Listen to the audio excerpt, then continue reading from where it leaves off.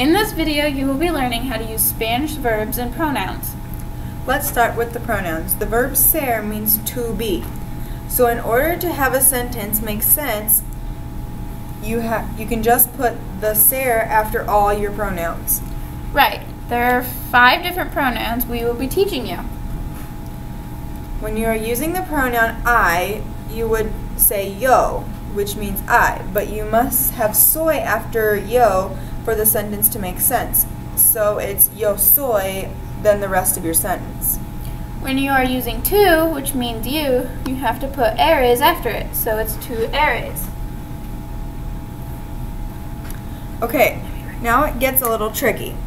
If you're using the pronouns ella, her, él, him, or usted, you must put s after it. So it's ella es, él es, and usted es.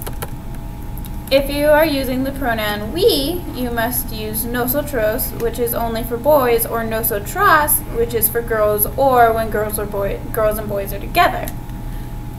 You have to use somos after them for it to make sense. So nosotros somos or nosotras somos.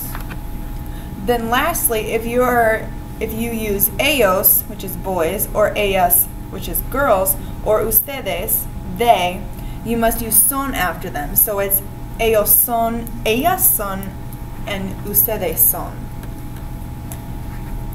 Now let's practice using some of these verbs. Mario, would you like to demonstrate? Let's go. I suppose. Try using the verb soy. Yo soy Mario, which means I am Mario. How about eres? Tú eres bien, which means you are good. How about es?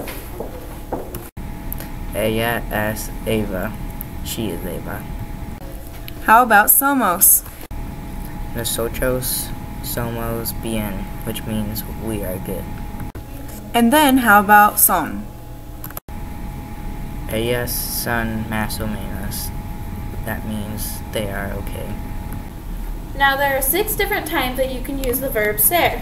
There is another verb in the Spanish language that means the same as ser, but used differently, but we're just going to go over ser today. One time you have to use ser is when you're stating where one is from. For example, yo soy de Indiana, meaning I am from Indiana. Another time is to state the day. For example, hoy es lunes, meaning today is Monday. Another time is to identify someone or something. For example, ella es Isabel, meaning she is Isabel.